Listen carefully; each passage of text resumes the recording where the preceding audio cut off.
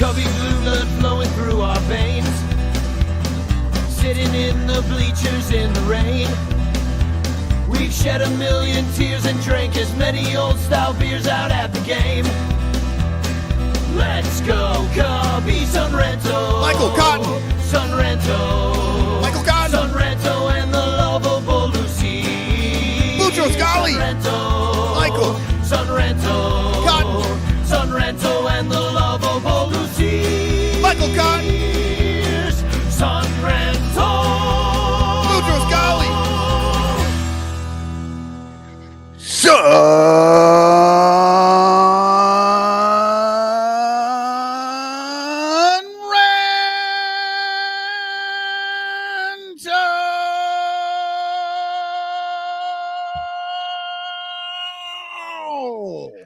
Oh, baby. That's a Sunday morning Son Ranto call. You haven't done it for a while, so you were just like back on the horse. You're like, it's like riding a bike, is it not?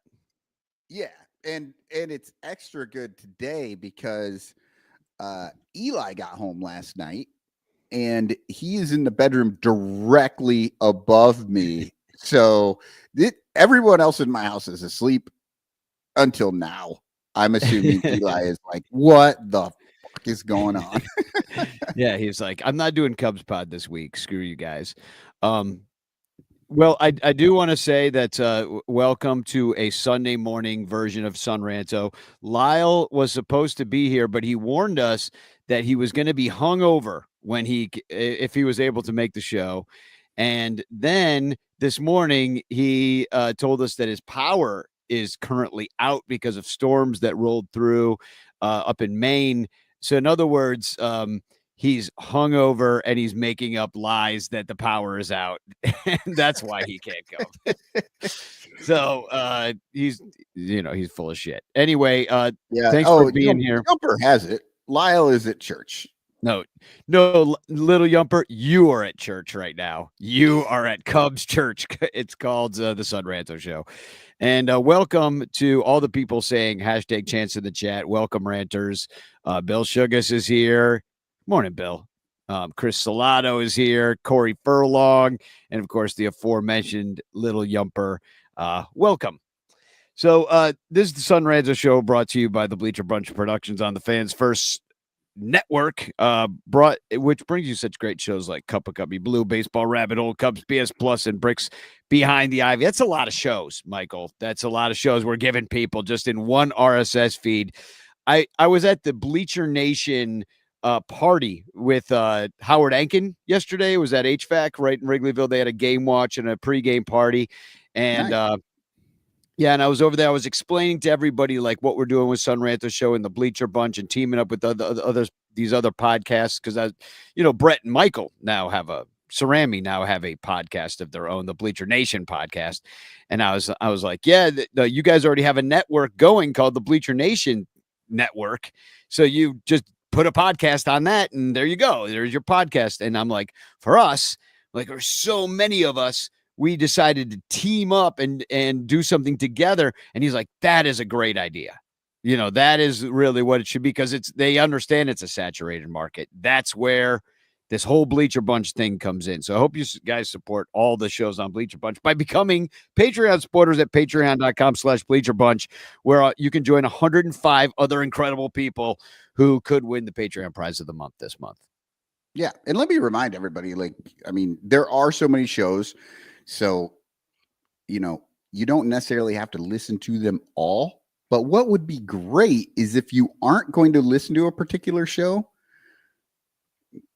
put your phone on silent, hit play, let it run through just so that we at least get to listen. I mean, I'm not exactly sure how all that works with how they track the listens, but we want as many listens as possible. So, and all the shows are great, so you should listen to them.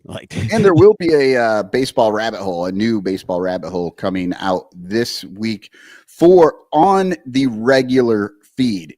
If you are a Patreon supporter, then I'm not talking to you about fast forwarding. Like I have Patreon feed, so I have the no commercials. I also have the regular Bleacher Bunch feed. Those are the ones I just let run through. because I've listened to it without the commercials. Right. But Yeah. but yeah, Baseball Rabbit Hole has been out for over a week now. If you're a Patreon member, I'm going to post that with all the different commercials and stuff in it this week, probably like on maybe a Wednesday or something. So, and commercials suck. So fuck commercials. Don't listen to them. Become a Patreon supporter. It is $1. I think you guys can afford $1, especially in inflationary times. Like that is that's the old quarter. Basically, you're like, hey buddy, could you spare a quarter? Like that's now, hey buddy, could you spare $1? And that's what we're asking. Anyway, one of you Patreon supporters could win a matte camera permanent painting in the Etsy store. It is the Ron Santo. Neither one of us actually even have up. I have it just in a drawer. And then Santo. I do have a Kyle Schwarber that I love, and I just didn't have a frame when I put my wall together, and now I've got to find a place for it on my wall. Well, I think you can get rid of the Bears thing because they suck. and then sure. Also you get a t-shirt from In the Clutch Shirts. So they're one of our sponsors, along with our super duper ranters like Rogue Wave Creative and Blake Beard. They're at a super duper level. But in a second, I think Sean guessed he was having trouble joining the other night. This is Sean from it's called That London Cubs Fan on Twitter. He's part of the Bat Flips and Nerds podcast, which is an London-based, I guess, England-based baseball show. And he's a pretty niche audience out there. It's not the most popular sport, obviously. And anyway, he's trying to come on, I think.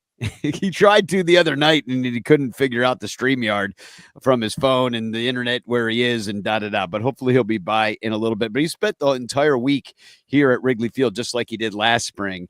And I kind of wanted to ask him, we were talking about it in the stands, so I'll just kind of start here, is we're talking about the differences between last April watching this Cubs team when he was here and this April, and the difference of vibes in the stands and the difference of the team itself, and kind of how he was looking at it. And he's like, it was a palpable change over the course of a year. That's the vibes. That's pretty interesting too, because last April was a great April. You know what I mean? Like April was good last year, even though the rest of the season, like maybe people forget that the rest of the season overshadowed how good that April was. This April, obviously better, but I think there is definitely more of a feeling that this team is stronger than that one. Yeah, and it was kind of tough to see at the beginning of this week because you take 2 or 3 from the Marlins. You're like, oh, you eat the meatloaf, yay, fish meatloaf. But then you're like, okay, what did you really do? You had a 5-run fifth on my birthday, May 12th, on Monday, and that was all they scored in that game. They had the big rally, and that was it. And they won. Was it 5-2 or something? Then the next game, and I think that was fueled by a lot of Marlins errors in that inning. Like that wasn't even. I feel like I talked about that one. That wasn't even like, oh, the Cubs just dominated this inning. The Marlins just started tossing the ball everywhere, couldn't catch it, just doing stupid stuff. And the Cubs were able to capitalize on that, which absolutely you want to have happen. We've seen it not happen a lot, but you're right. Sometimes things aren't quite as good as we. Well, yeah, you look at the W and you're like, all right, we're awesome. But you're like, no, we're not. That's where the Ranto show comes in. It's like, we'll tell you why a 4-in-1 week is not as good as you think so far. No, I'm kidding. They won the next one on a walk-off, which was exciting as hell. And then that was a Justin Turner walk-off, which nobody had that on their bingo card at that moment. And it took all 9 innings to beat a stupid team like the Marlins, who are terrible. And then the next game you lose, and you come out and the bats don't hit, and you should not lose any games to the Marlins. I know it's baseball; you're going to lose some of those games, but still, it's like just freaking step on their neck, kill the Marlins, sweep them out of town. That's what awesome teams do. They don't let them win one, and I'm worried about today because we've kicked that shit out of the White Sox for 2 straight games. Friday, Saturday, there's popes crying in their hats in the stands, And then, today is Sunday and you got Colin Ray on the mound. Are the bats going to show up, or is Colin Ray going to have to pitch a freaking no-hitter in order to maybe win this game in 12 innings? Yeah, I think I saw a stat, and I think I saw a stat earlier this week. Cubs are, I think, 7-0. Maybe they're 8-0 now in series openers, which is the best that they've ever done in their history. The most to start a season like that. But I feel like they're 1-6 in series enders. So it's like, yeah, they're coming out, jumping on top. That's great, but let's play all the way through. Let's play all, I guess 27 innings against a team versus, get 18 and then take a day off. And that's really the concern of that Marlins series, like what you were saying. Yeah, you don't want to be too pessimistic that, yeah, we lost the game, whatever. It's how the Cubs lose these games. It's not necessarily the players losing it. They did lose it. I mean, yes, but it's a lot of the decisions that go into those late games. Like, well, we won 2, and then there's, it feels like there's a mentality of we can coast through the last game, or we can put out a getaway day lineup or something. You know what I mean? Like, and so it's like, how am I trying to say this? The Cubs team, I thought last year was actually pretty good, but they were hampered all season long by bad management decisions.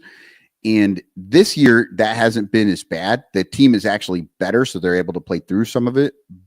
But the specter of some of those bad management decisions is right there. And when you have been watching and paying attention as long as we have, it's hard to let some of that past go and are we doing the same thing this year? Are they going to just not give up, but ease out of every series the way that it seems like they're doing?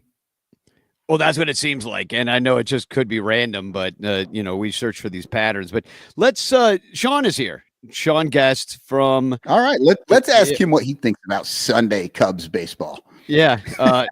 Good morning, Sean. Wow, what a start. Sunday Cubs baseball. Is there anything worse?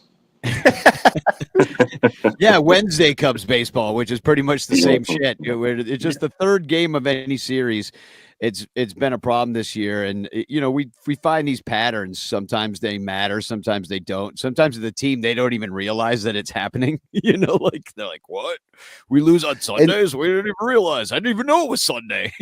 Well, and sometimes fans, we blow it out of proportion.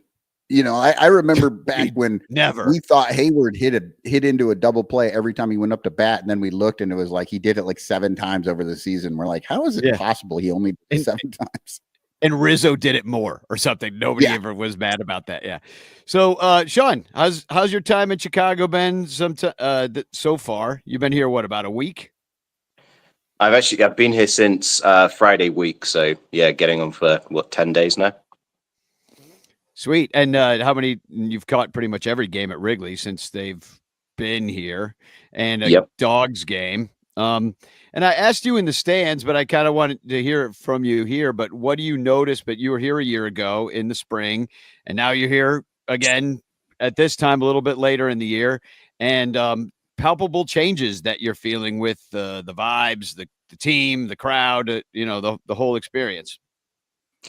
Yeah, I think there's a lot more, despite what you guys have been saying for the last 15 minutes, there's a lot more optimism around this year.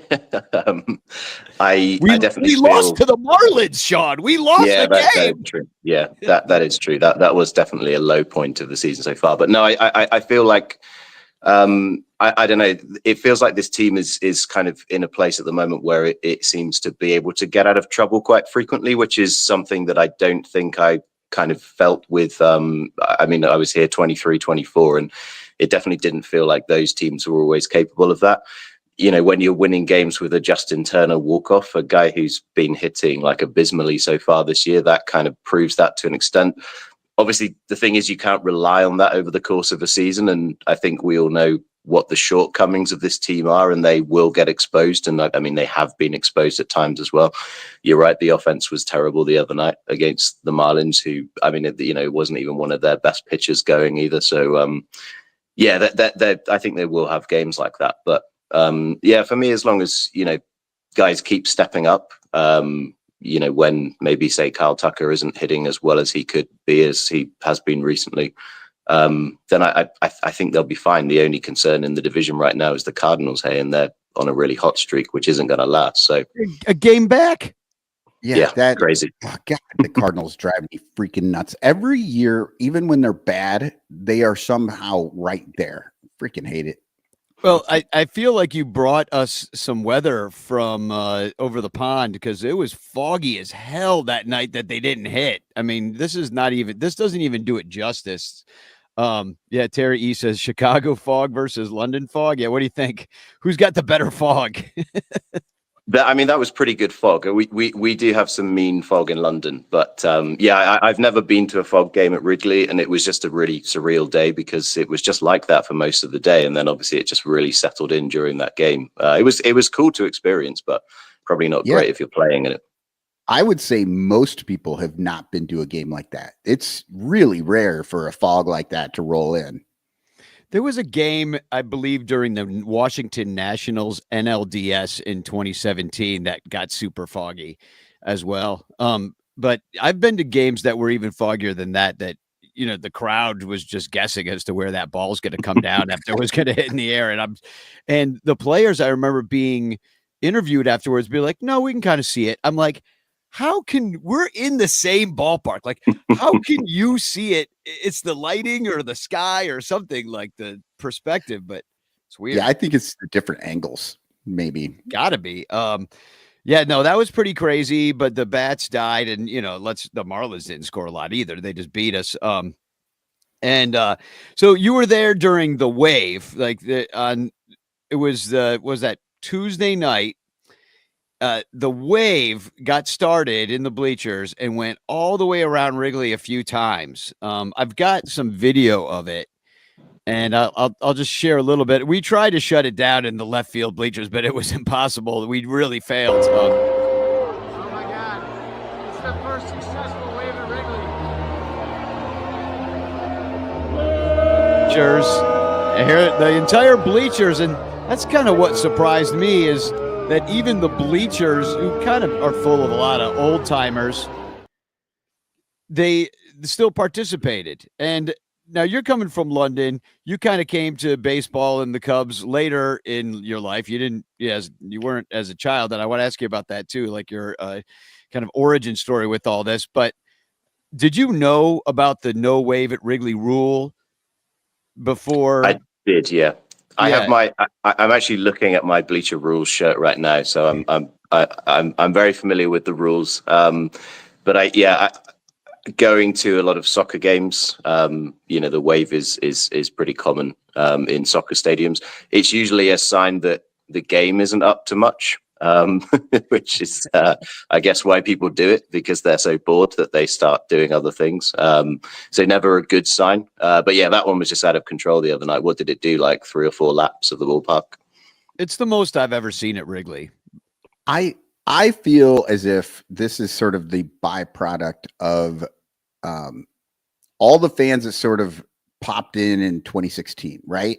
They were kids. They learned that the Cubs were actually good for a few years, and then it dropped off. And now they're old enough to go, and they don't get why, like what that is about not doing the wave. Like they just don't understand it, and so they're just going for it, and it's super annoying. Well, it's like you say, like you were like, oh, there's a lot of old timers in the bleachers. Not enough, but not so much anymore. It's super expensive. Yeah. And I'll add this to it. What I've noticed is that Wrigley has really become kind of a rich kid, sort of yuppie trust fund kid. My dad's a lawyer. meme guys like walking around, and you see a lot of that, and it's very Instagrammable and a place to be, and the bleachers especially. And it's not that I don't think that they know the bleacher no wave at Wrigley rule. I don't think they care. They're there for a completely different reason, and I think it has nothing to do with the baseball. Like, they're not even there to watch the game that much as it is to spend $100 of daddy's money on some freaking beer. As you know, you make a cup snake. Make a cup snake, take some pictures, get on Instagram, and that's fine. That's what it is. I mean, but that is what the White Sox have been. Their fans have been yelling about Cub fans for the longest time, and I can't say that they're wrong anymore, or that they ever were wrong. A lot of biggest bar in Wrigley, biggest bar in Chicago, they would say, and they're right. We do act like that, and now we do the wave, apparently. Yeah, and I think you're right. I mean, it's a different sort of clientele there now. The Ricketts have fully gotten there with just are we the third highest or second highest experience in all of baseball? And it's a bunch of little Tommy Ricketts sitting in there, bunch of little trust fund boys, because that's why he loved. Oh, I met my wife in the bleachers. Oh, I bet you did, because you were out there and spending your daddy's money back in the day as you went to school at where'd he go? Northwestern, University of Chicago. I forget what, DePaul. I don't know, one of them, because all those cocksuckers are in there now.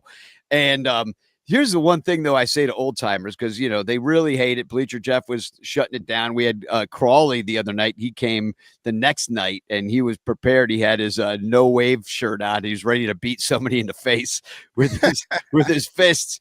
He was ready to go. But I make this case to the old timers. If people didn't try to start the wave, then there is nothing to react to, and you can't have the personality of somebody against the wave. So you need the wave in order to be against it.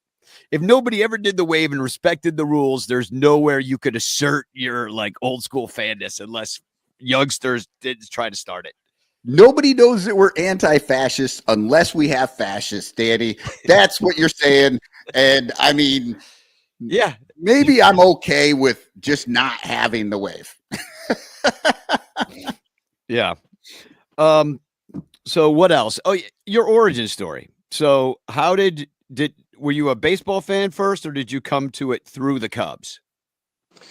So I was actually kind of more into basketball as a kid. In the UK, NFL is absolutely huge. Obviously, you're probably aware that the UK hosts about 3 games a season, and that's been going on for a really long time. But when I was growing up as well, because of Michael Jordan and Shaquille O'Neal and that kind of explosion in the NBA, I kind of got into that, and then they started showing baseball on Channel 5. We used to have 5 channels in the UK. That was it, 5 terrestrial channels.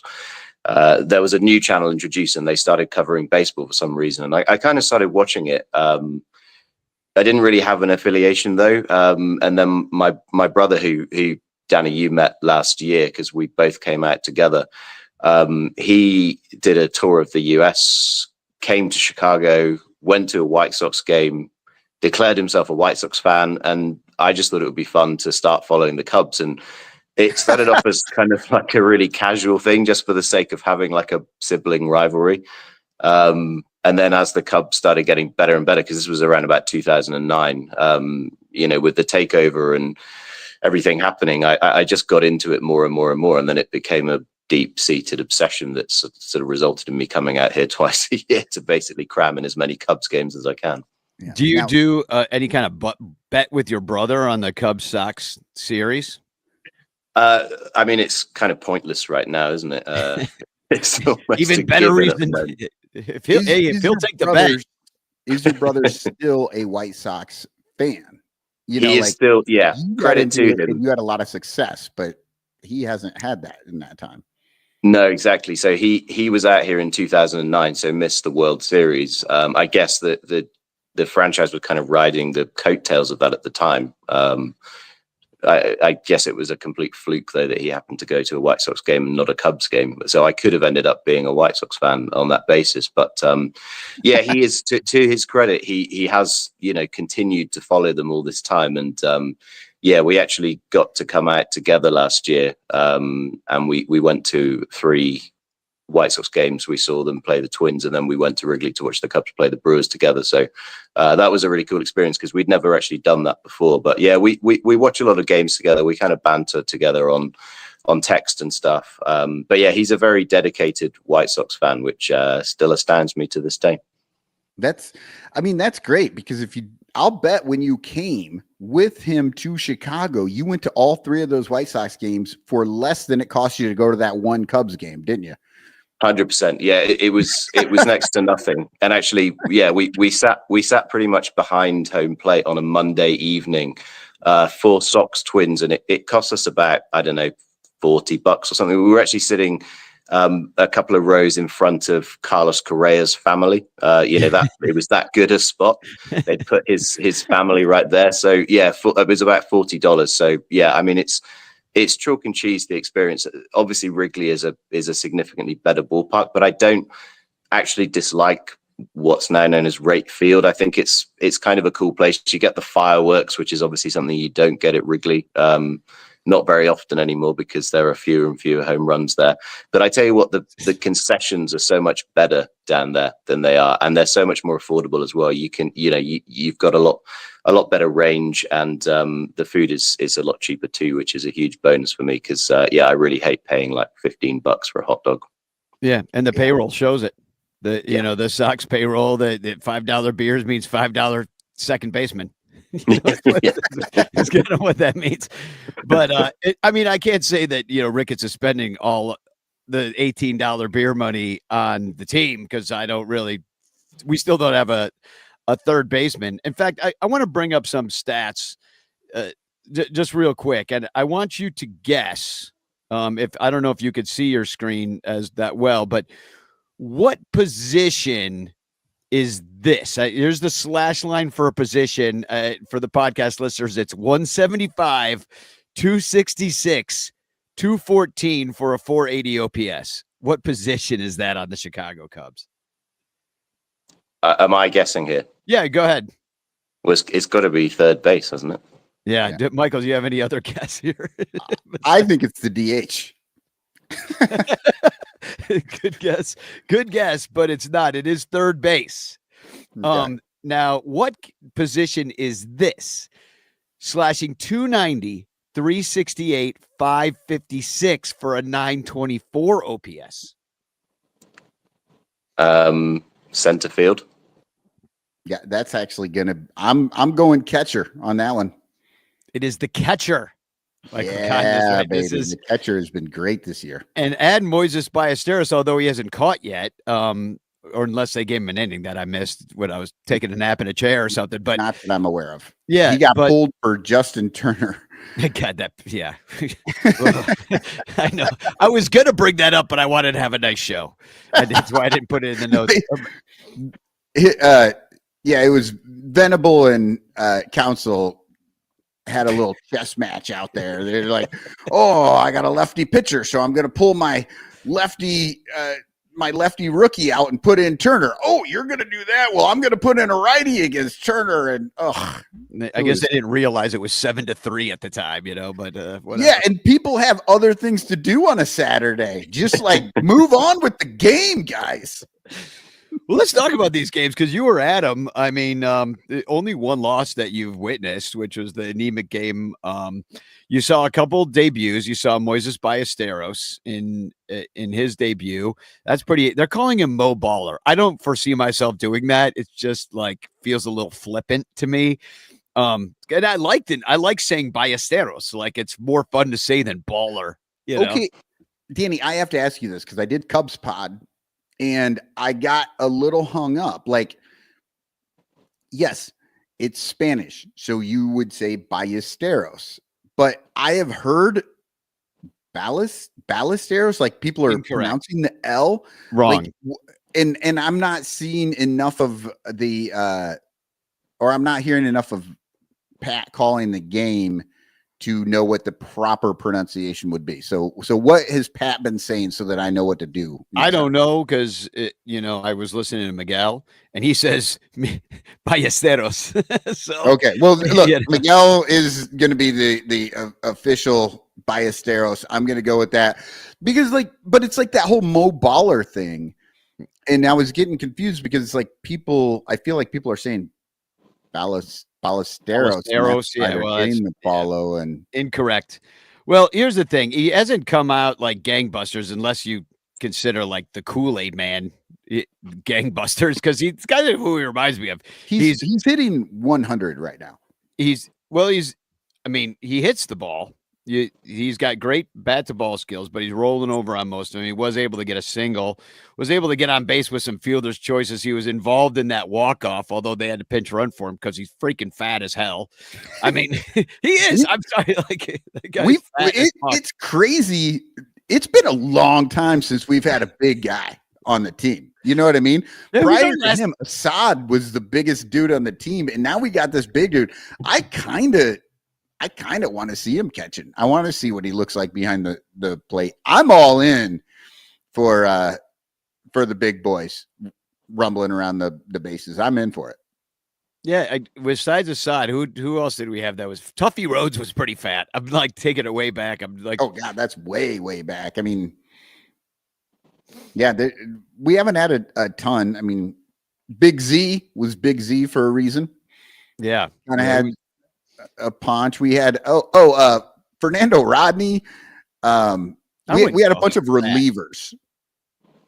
Oh yeah, remember Jumbo Diaz from the Reds? That guy was freaking jumbo. And I don't think that was his God-given name, by the way. I think that was a well-earned nickname from every time he hit the buffet on the road.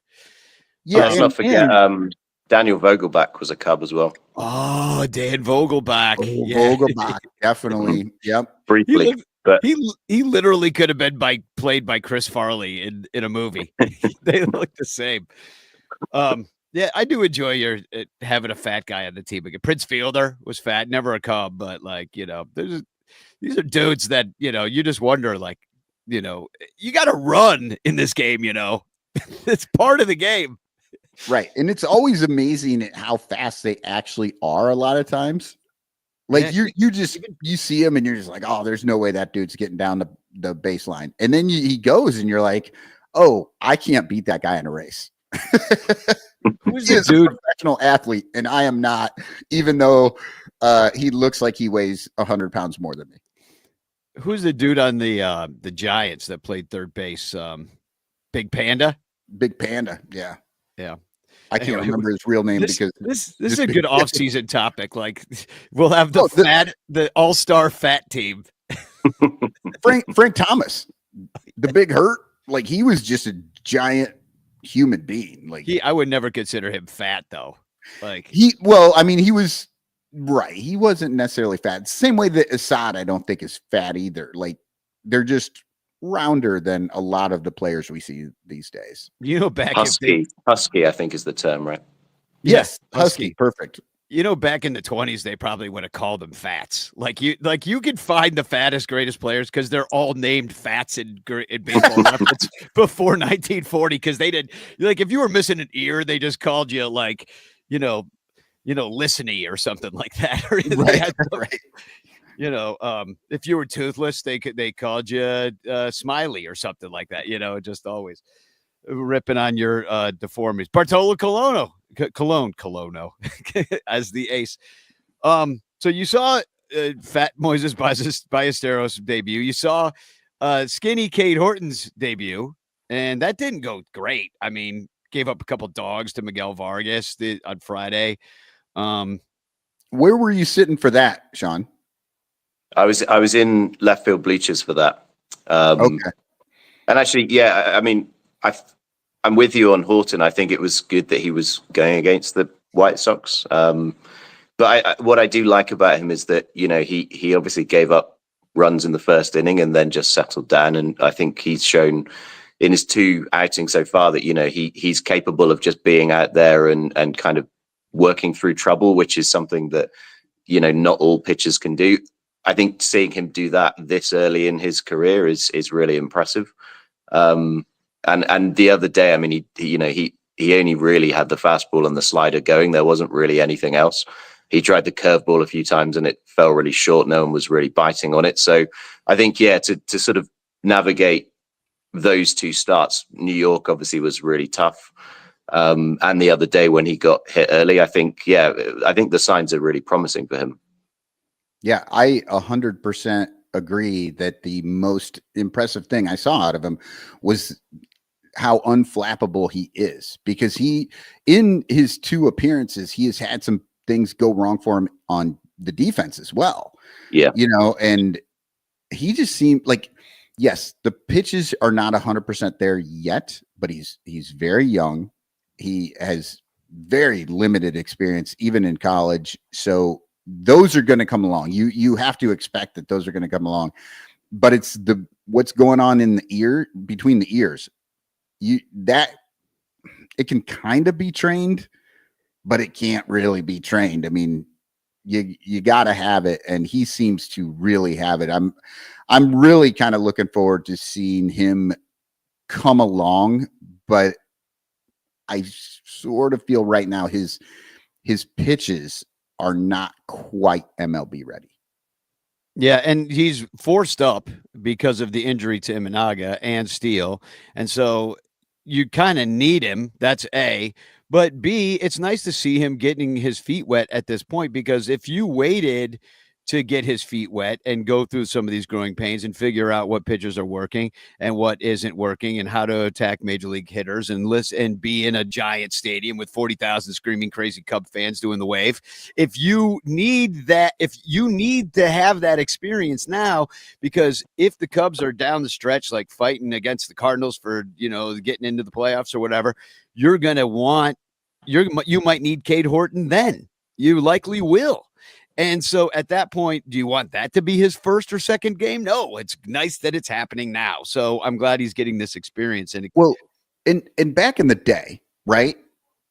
Old timers know guys didn't often come up as starters immediately. They would come up and they would spend a year coming out of the bullpen doing some of that, and then they would work into their starting roles a lot of times. I mean, obviously there's starters who just came up and started, but a lot of these guys would work into it. That doesn't seem to happen quite as much anymore. But Danny, what you're talking about in the playoffs, you need that bullpen. It has to be strong. So if he can come in and give you 1 inning, right? Give you an. I think you need more than that. Yeah, I mean, I think you want more than that. I think you might be really counting on Cade Horton, because you don't have Steele. Steele is gone. If they don't replace Steele, well, who did they pick up? Freaking Kenta Maeda. Oh my God! What year is this? What year is it? I feel like, Sean, it's 2007. I'm just becoming a Cubs fan, and Kenta Maeda's out there. Let's get Kenta Maeda. That's probably the last time Kenta Maeda was good. No, I'm kidding. He and Justin Turner are buddies, so they just wanted to hang out a little bit. So what else happened in these? Well, we finally, the bats did come alive against the White Sox, which was nice to see, because they have pretty decent pitching. They stole a bunch of bases yesterday, which some record. They always got some record that they're breaking, because they can look up all this stuff, and it's always the first time this ever happened. It's some caveat, on a Saturday that they hit 4 home runs and stole 6 bases, and the White Sox pitcher wore his pants 2 inches below his knee or something like that. It's always got some caveat, but they look good. Couple of weird plays though that I want to kind of get your guys' take on. There was the Nico Horner obstruction of the base play at second base, and then right after that, there was a play in which the White Sox were called out for sliding into Dansby Swanson trying to break up a double play. Now, to my eyes, this all looks like good, clean baseball. And then the umpires are like, "Oh, you can't stand there." And "No, you can't do that." I don't know.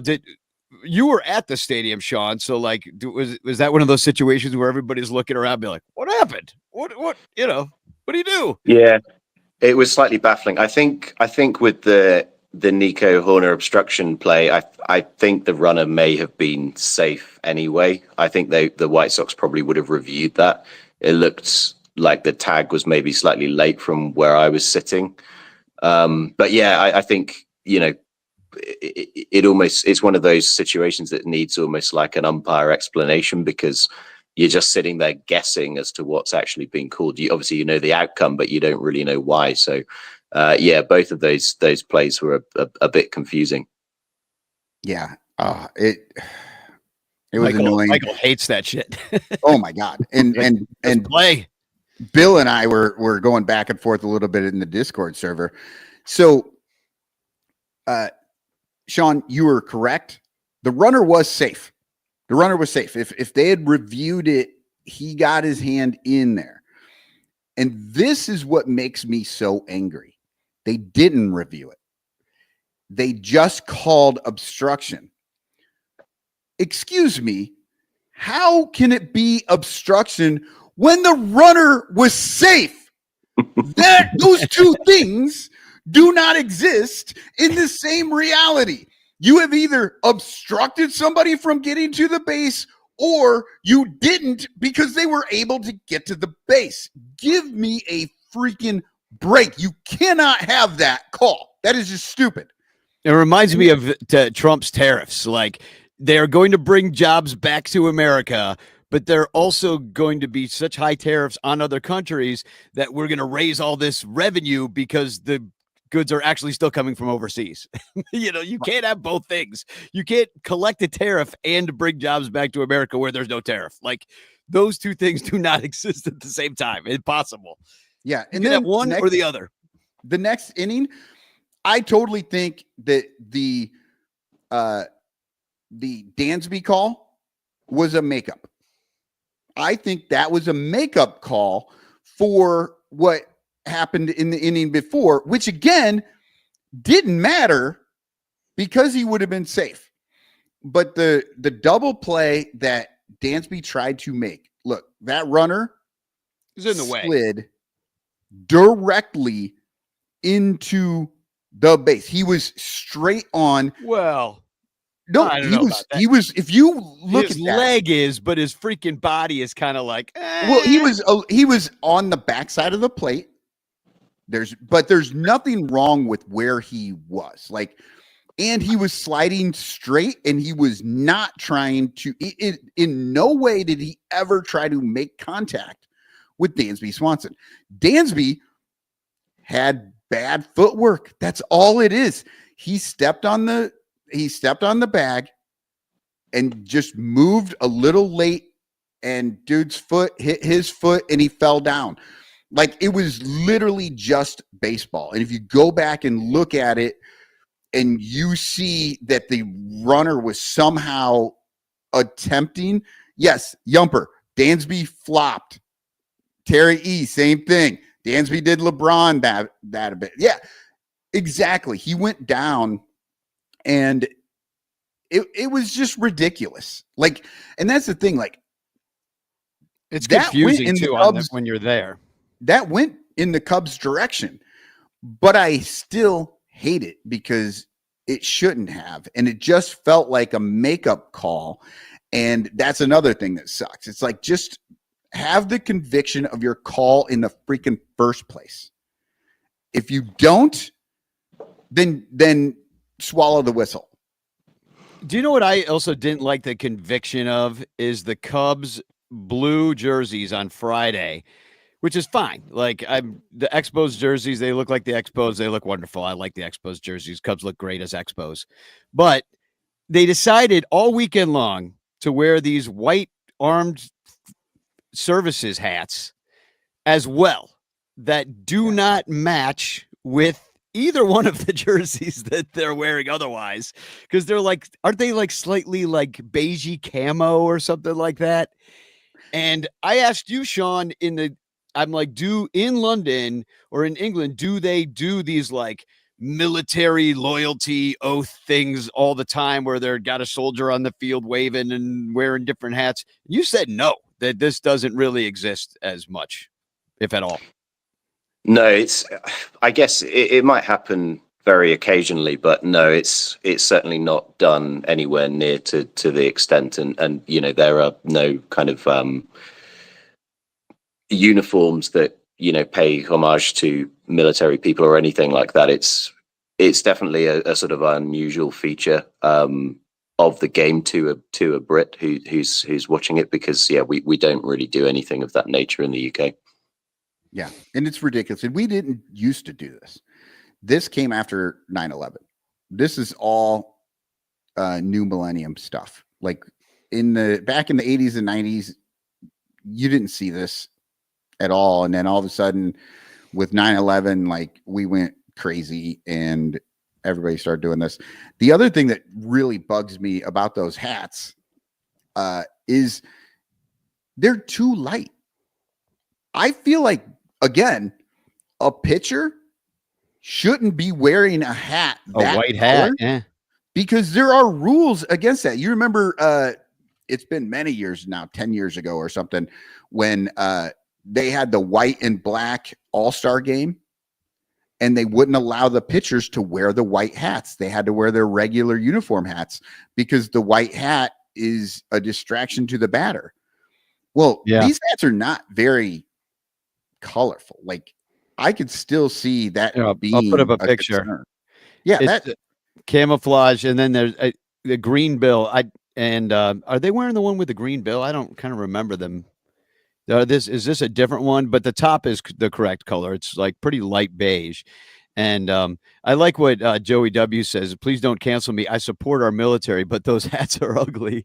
Joey, I'm a veteran and I hate all of it. Like, it drives me a freaking crazy to see this stuff, because again, I served when that wasn't a thing. And it drives, like, and now it's like all of a sudden, well, it's not. Yeah. Well, we always joke, Danny, that I'm going to get on the big board at Wrigley. It's like, woo! I went snowboarding for 4 years in Washington. Exactly. No, sometimes, like, they got the military honor and they're like, oh, they served at Great Lakes Naval Academy for 6 years. And I'm like, well, that seems kind of easy. Like, why am I, like, I want to see a WW2 veteran who, like, freed a concentration camp or something. Like, that guy I'll cheer for. Somebody that was drafted to Nam, like, now I'm cheering, like, it wasn't that guy's fault. He had to go over there and fight in an unjust war. But it's like, Little Yumper says, speaking of hats, that is a sweet one, Cotton. I wouldn't wear it, but it's nice.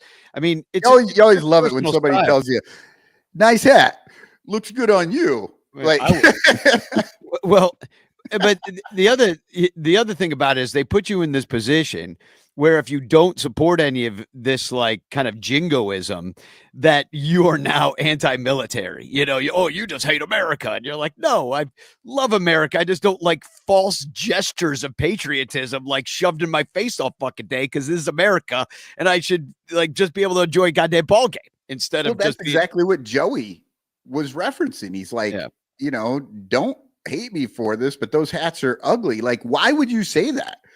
Except for the fact that they're, like, because of what that hat is somehow representing, it's like now you have to, like, couch your disagreement with an ugly hat. If it's ugly, it's ugly. Like, don't worry about it. People, by the way, I just want to bring up hashtag Chance in the chat. Jerry's here saying it. Hashtag Chance. You could win when he Frank Chance. Free bowl of soup when you bought that hat. Oh, that is an excellent. That's a Caddyshack reference. Yeah, and then they put the bowl on his head and cut his hair. So, Sean, what else is going on? Like, I'm going to see you today in the bleachers. We'll be out there soon. In fact, we got to probably move on with this show and get you where you need to go. Have some breakfast so you're not eating $15 hot dogs at the stadium when you get hungry. But how long are you here for? Where can people follow you? Like, talk about a little bit about Bat Flips and Nerds and your involvement with that podcast. Yeah, so today's actually my last day, so I'm going to be hanging out with you at the bleachers today, hopefully watching the Cubs sweep the White Sox, and then I'm flying back to London this evening. Tonight. But yeah, tonight, yeah. night flight, so doing the red eye back home tomorrow morning. So yeah, sad times. But yeah, you're right. I'm involved in the only baseball podcast and website in the UK. It's called Bat Flips and Nerds. We cover all baseball teams. The podcast is sort of happens every couple of weeks. There are a bunch of guys who are kind of experts on their respective teams, putting up articles regularly. So yeah, it's really cool to be involved in that. Bunch of UK fans, we meet up regularly as well, every kind of couple of months, go hang out, watch a ball game. So yeah, if anyone ever comes to the UK and fancies watching baseball, just let me know. Is it hard to find the games? Like, do you have a like when you say you meet up to watch the games, where are you watching them at? So there's actually a chain of Philly bars in London. It's called Passyunk Avenue or Passyunk, depending on how you pronounce it. Passyunk. Yeah. No, yeah. There are about 4 of them in London, and yeah, they basically have an MLB TV subscription, so they'll kind of put on whatever you want. You know, it's sort of dive bar style, so there are screens up around, and yeah, you can basically request they show a game. So me and a bunch of friends, we go quite regularly, watch the Cubs play there. But you can just sort of go and hang out and watch whatever's showing. So yeah, it's kind of cool to have that, because prior to them launching in about, I think, 2018, 2019, something like that, there wasn't really anywhere that you could go and watch baseball. You could obviously stream it at home, but there weren't many bars in London that actually showed it. So it's cool now that there is sort of like a place to go and hang out and watch baseball. You know, bunch of Americans, bunch of Brits, whoever's in town, really. And it's a really fun vibe. I would imagine it's mostly day games you're able to catch too, because if the game starts at 7, it's already 2 a.m. there, you know, unless you're at some after hours bar. Yeah, they do show some of the later ones, but yeah, I mean, obviously that's one of the advantages of being a Cubs fan. Those 7:20 starts, as we say in the UK, because it's 6-hour time difference. Oh, it's 7:20 somewhere. Exactly. Yeah, that's the alternative phrase. Yeah, that's awesome. Now, okay, so you follow baseball, obviously. Do you also follow cricket? Like, was cricket a thing in your life prior to baseball, or are they just different enough that you're not into it? I played and watched it as a kid. I don't really follow it anymore, but quite a lot of the people that I do know in the UK who like baseball have kind of come to it through cricket because of the similarities in the sport. And actually in the UK, they're kind of constantly pushing the parallels, I think, to try and get more cricket fans involved. The BBC have started kind of showing games occasionally, and they have this guy called Felix White, who's a cricket podcaster, go on the commentary and sort of he regularly kind of talks about the similarities and stuff. So I think it's an angle that MLB is trying to sort of work in the UK to get more people involved in the game. I'm not sure how successful that is, because I think, yeah, a lot of people kind of come to it through other means. But I guess, yeah, if you're going to sort of target a sport and a fan base to try and draw in, then cricket is definitely the one that offers the most similarities. Yeah, I went there a couple of years ago and stopped by Lord's grounds, and it was an off day or whatever, and got to walk around and check it out. But the people there were really into baseball, and you know, and I had they asked me, like, and I told them that I do a podcast and I'm into the Cubs and stuff, and so they were really sort of excited about that sort of connection as well. It seemed like, so yeah. Yeah, it is working. It is working, and I think more people are getting into baseball in the UK. It's growing slowly, but I think the London series has really helped. Obviously, the Cubs were there a couple of years ago. We had the Mets and Phillies last year. I think a lot of kind of casual fans have been going along to those games and sort of getting into it. It is a little bit frustrating because the tickets are quite expensive. You know, certainly comparatively, when you sort of take a seat on a kind of Tuesday night at Wrigley versus what it would cost to go to one of those games on like a Saturday. We're talking like a significant difference, even though Wrigley isn't the cheapest. which doesn't help necessarily. But the crowds across those 3 games have increased every time, so more and more people are getting into it. Baseball is really big in Europe, which kind of helps, I think. But yeah, it is slowly growing, I think, which is a really good thing. Yeah, I think the Netherlands are big in baseball, right? Like they have good teams. Correct. Yeah. Well, maybe if you guys would buy your guys better uniforms, it would go a little bit better for you. Because like in the World Baseball Classic, he had these Great Britain uniforms that really, left a lot to be desired. I'm surprised Nike even put their swoosh on it. They were so embarrassing. The hats were good though, right? The hats were good. Yeah, not bad. The GB. Like kind of interlock. Well, not really interlocking, but it's pretty classic baseball style. But you know what?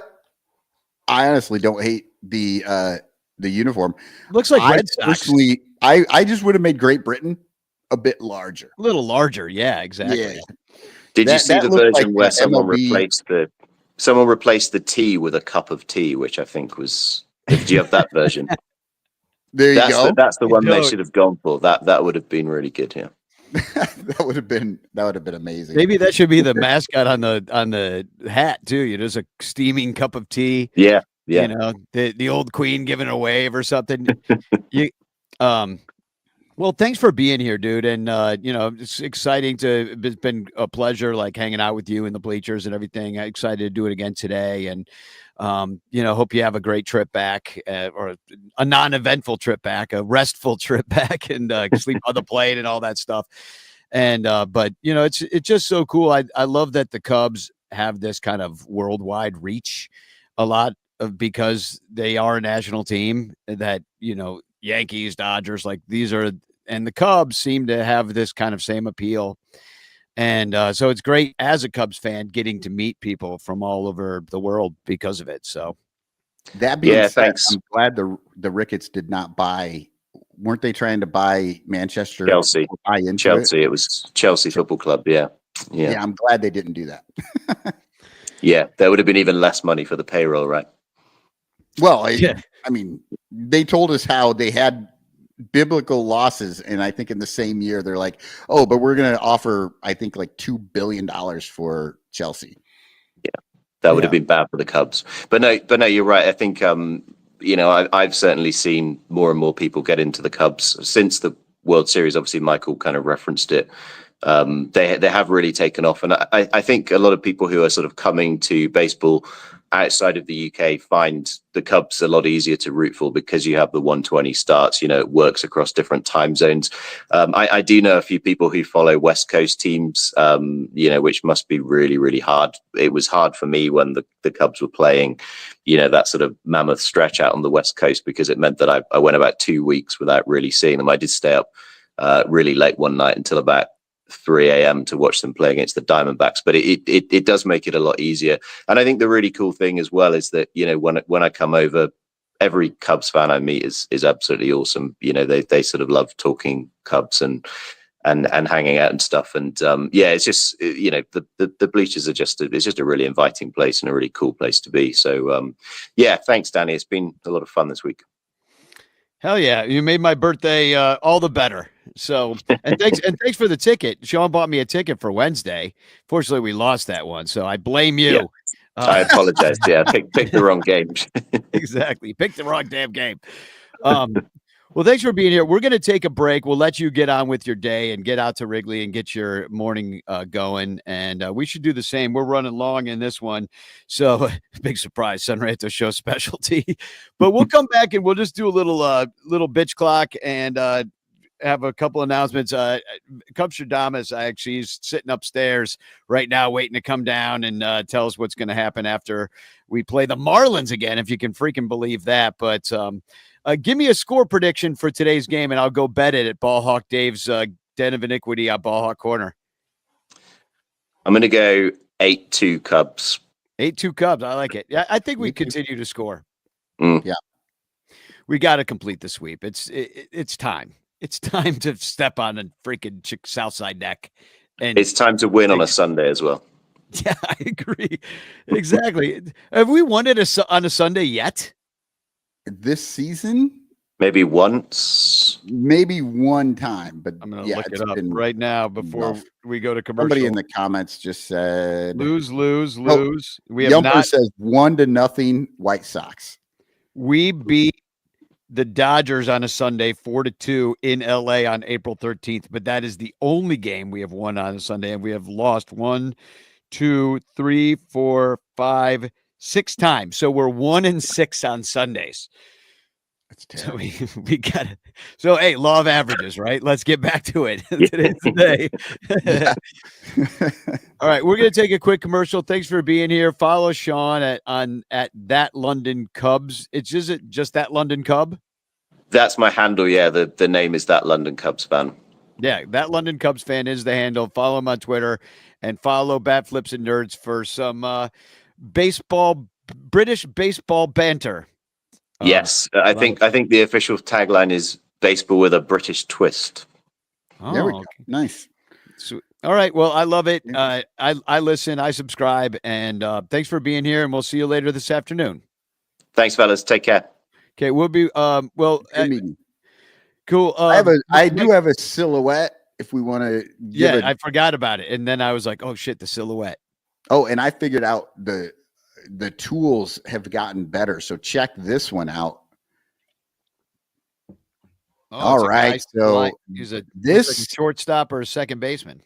This is so now I can actually pick the different things that I can change out. So this is a baseball card, obviously tops, but it's an action card versus just like the batting.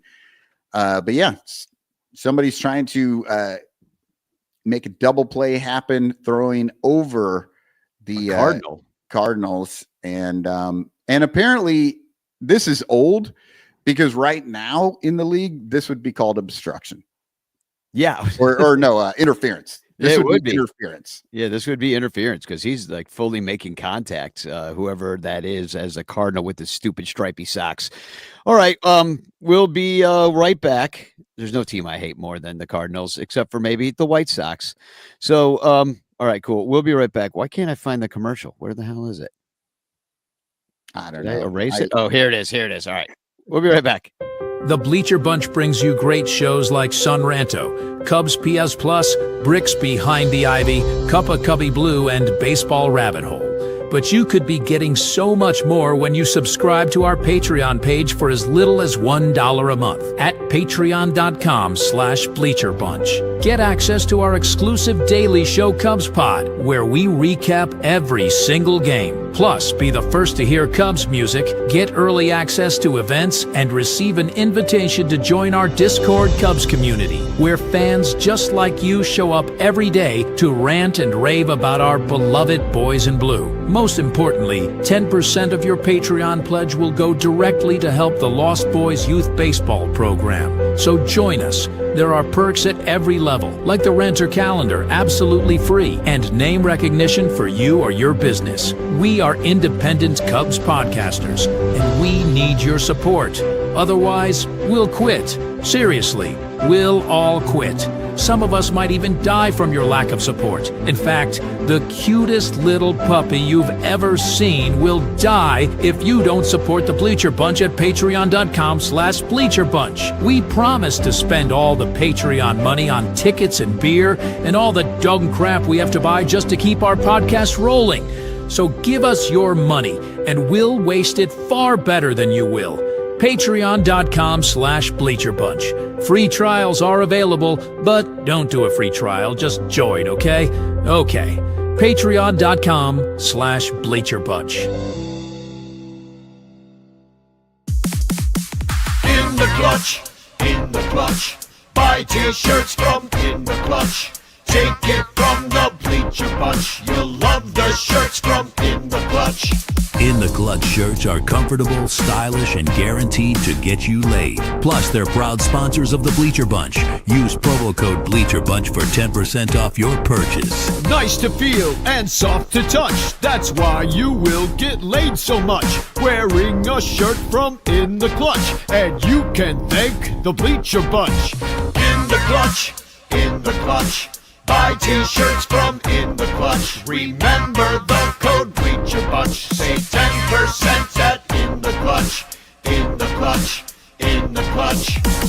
In the clutch shirt's actually not really guaranteed to get you laid. All right, Nice. who's that cubby? All right. Well, we have some interesting answers here in the chat. Terry E says Terry O. Wrong. Jerry Zanutta, Brewers? I don't okay. Nope, not the Brewers. And Andy Wells says Sean. So maybe he's meaning Sean Dunston. Not sure, but Lil Yumper knows where we're at. That is Javi Baez right there on his card. It's a Topps like chrome card or whatever, diving over. And, I had to bring Javi Baez up in this show. I thought Lyle was going to be here. I think he walked off against the Red Sox this week. Yeah. Oh, man. Javi he's back. I mean, listen, He's last like year, 310 and 300 right now, 300. But he has been up slugging. to, over 300 for quite a while. So that's pretty impressive. Yeah, and he's got an 836 OPS, a 135 OPS plus right now, and he's struck out 31 times in 137 plate appearances, which for Javi, that's pretty good. I think that's around 23%, something like that.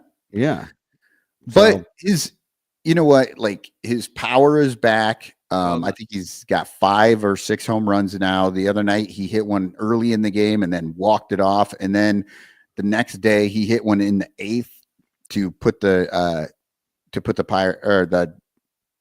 Tigers in the lead that they held for the rest of the game. And he robbed that home run. You've seen that. He's playing center field now.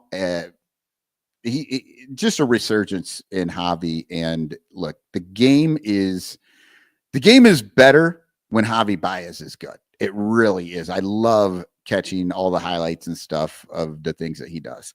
And I get it. Look, we got PCA for Javi. I'm not complaining about PCA. I'm not saying we should have PCA or Javi over PCA, but I never gave up on the guy. He's always been, probably my favorite player. And I'm just glad that the guy we got has at least some of that style that Javi has always had. Yeah, I mean, just doing magical things defensively. We didn't even talk about it in the first half of PCA, having that 4-for-5 game, hit a home run. The only kind of mental error he made was on that pop-up that kind of got blown back into the infield. That guy, he should have been standing on third base. That was the only thing, or at least second base. But that's so hard when, the wind is doing what the wind has been doing. He made a pretty good catch yesterday on a ball out to the wall that probably should not have made it that far, but the wind was just carrying it. Well, yeah, the wind's been crazy, the fog's been crazy, so it's just kind of, and those are there was a dust storm. It was a dust storm in Chicago that came I was in. looking this up. I was talking to Emily about it last night, and I told her, yeah, there was a dust storm in Chicago, and she didn't know. So I was looking up pictures. Do you know where that dust storm came from? Oklahoma, right? The Saharan Desert. Oh my God. Yeah. I was blown away. I'm seeing these pictures. That crap came across the Atlantic they were showing and then curled up through Oklahoma. And then, so obviously it's not like it was all the dust, it was picking different things up, but some of that dust that was in that dust storm was from the Saharan Desert. Wow. Mind blown. I didn't think that was even possible. Yeah, well, think about those times when a volcano erupts and blocks out the sun or something like that. That's like kind of a regular occurrence, throughout the history of the world, mass extinctions, summers that never come for 5 years because of a stupid volcano. And I do have a picture of the bleachers that day during that dust storm, and it's really just shocking. It's there she is with her 2 young, hungry children. She's actually only concerned because Justin Turner got the call She's Yeah. watching Justin Turner at bat right there. Yeah, exactly. She's like, why would you pinch hit late in the game in a blowout? Yeah. Does it? Can't even watch. So I figured let's get straight to the bitch clock, and I'm going to I figured like we could do a little bit of discussion on some of these topics. And if you have, I didn't really check the Discord this morning, so if you want to just put in the chat right now things you'd like me to add to today's bitch clock, me and Michael will both take a spin. I got too much. So well, and while Danny's doing that, I'm gonna do. Oh, I thought it was actually going to take you longer there, Danny. No. You're getting much better at this after 11 years, 12 years. Well, yeah, it just took that long. So here's a couple of the topics. No Ranter Fest date. I agree. This is a problem. And I will explain the problem right now to that.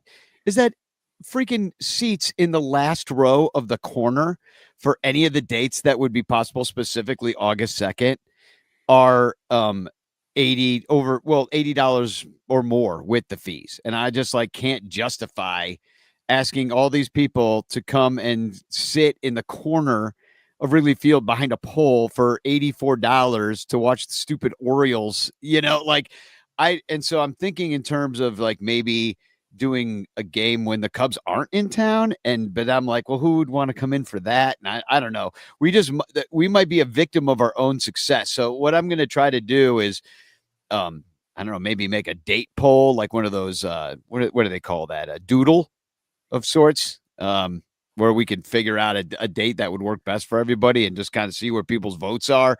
And because I want to hang out with everybody, that's the more important thing to me than necessarily going to Wrigley, which I get to do all the time. But I also understand that people, if they're going to come all the way to Chicago, would like to go to Wrigley Field, Right. Well, I mean, here's an idea, and we can kick this around later, but we could have a ball hawk corner Ranter Fest where I mean, if people have stand tickets on the street like hobos. Yeah, we'll hang out with Ball Hawk Dave on the corner and just enjoy the day out there while the game's going on. And if you have tickets, you can go in or whatever. And if not, you're just hanging on the corner with us. Well, and I also kind of took an idea. And the reason I put this up because people are asking, yesterday's Bleacher Nation event, Michael and Brett didn't go to the game, and neither did Luis. They all hung back at the party, and so I was like, well, maybe people who want to go to the game can just get tickets to the game, and then it's so much easier for them to just pick up their 2, 3, 4, 5 tickets that they need, as opposed to some BS freaking group seat behind a pole in the corner. You know what I mean? Like where we're just packed in. That might be the better move. So, I'd say we still plan on August 2nd. Maybe that should be it. But yeah, Joey likes ball hawk corner with lawn chairs. I think I would be more about that too. And so then you wouldn't be forced to buy these tickets. And if you were forced to spend $80, not forced, but you wanted to spend $80, you could actually sit somewhere better than the freaking corner because there are better seats available for that price, so just not 20 of them together. So that's my explanation for that. But then I personally think that look, I'm gonna have a good time hanging out with the Ranchers, regardless of whether or not I get into that game. And as we know, with the last year, we sat up at what is it, home plate or home field, almost home for like 10 hours. Yeah, well, let's hope that doesn't happen. That was supposed to be a night game, and it got delayed a lot. So, here's the next thing on the bitch clock, though.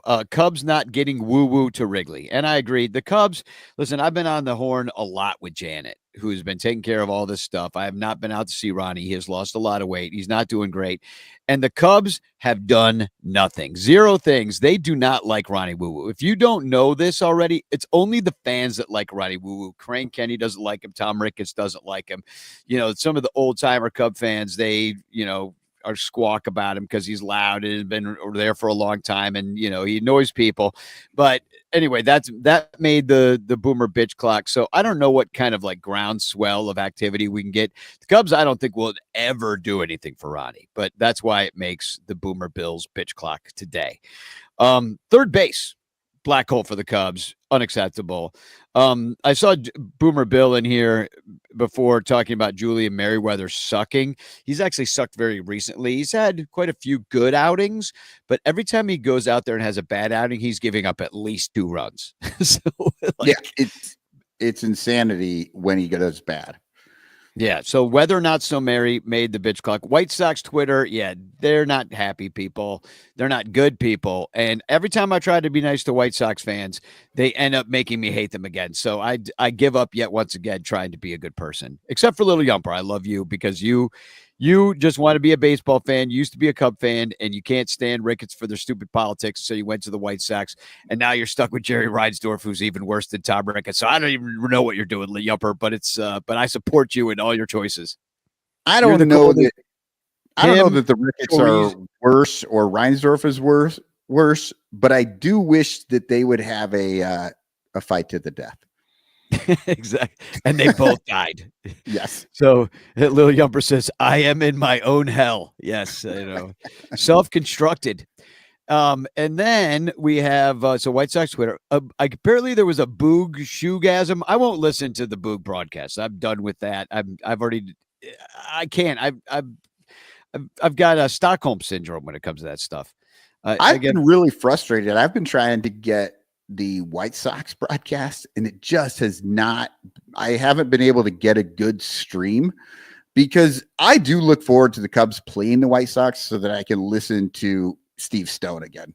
He is brings back childhood. He's part of my childhood nostalgia memories of the Cubs, and so getting to watch him, even though he's calling it for the White Sox and he leans towards the White Sox, it's still great to hear him call a game.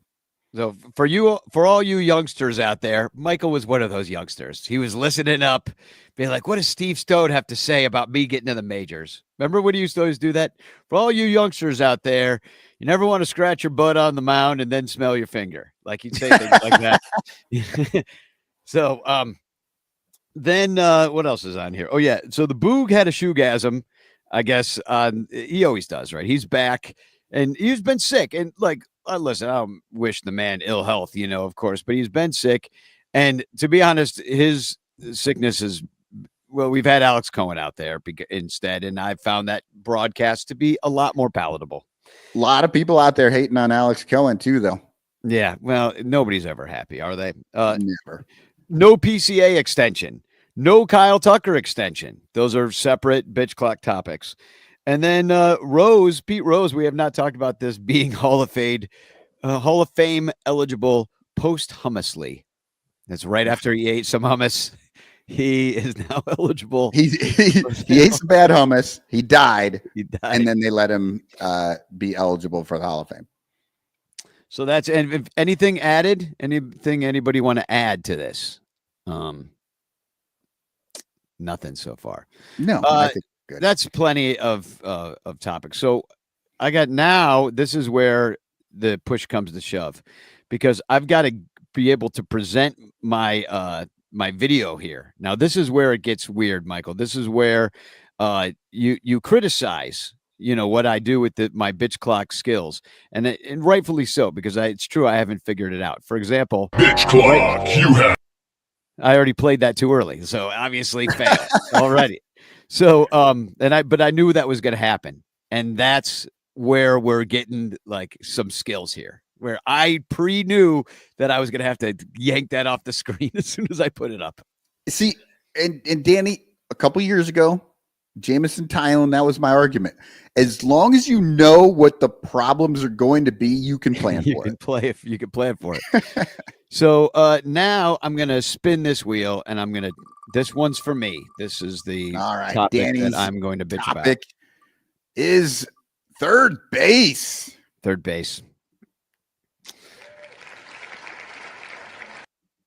I like that they clapped for me too.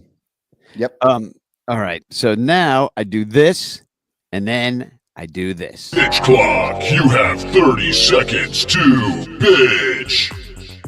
Why the Cubs can't figure out their third baseman situation since Aramis Ramirez is beyond me. Like, even Chris Bryant, now it's been proven he was way too tall to play third. His back is broken forever from bending over for those little roletazos and throwing over to Anthony Rizzo, whose back also hurt. 10 seconds. He probably gave him backitis on the ball during the COVID times. I digress. Why must we trade for a Jamer Candelario part 63 every single goddamn year? Stop your It's bullshit. pitching. We need a better third baseman. Let's get the White Sox one because he hits home runs off of Kate Horton, at the very least. Well, I mean, and you didn't even get into the Matt Shaw of it all. We have a guy. I needed a minute. I needed a minute for that. Who's hitting? I think I saw he has hit 5 home runs in 7 at bats. Yeah. At bats, 5 home runs or You're something. wasting bullets, Cubs. Insane. Or maybe it was 3 home runs and 5 at bats. I don't know. It was a lot, and he is just out there raking down there in Des Moines, and there's no reason for it. We don't have a third baseman. He's not getting better out there, playing against the little kids. If You know what I mean? if there was something they wanted him to go down there and work on, and the moment that they think he's worked on it enough, which I don't know, maybe 5 home runs and 7 at bats is enough.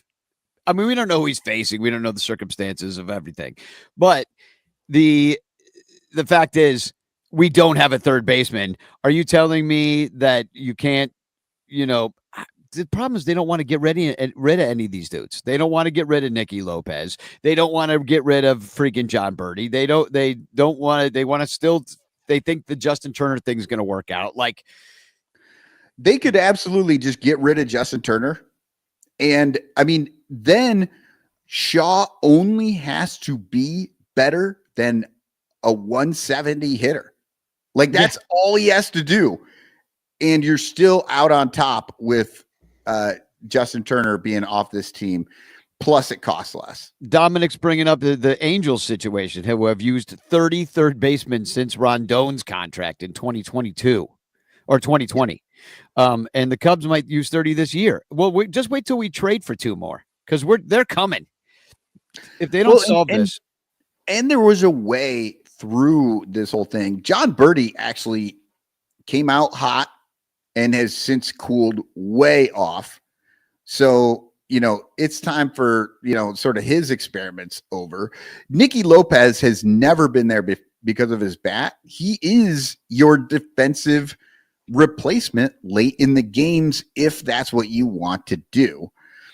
And Vidal Brujan, I don't know. I guess he could play everywhere. So if it's on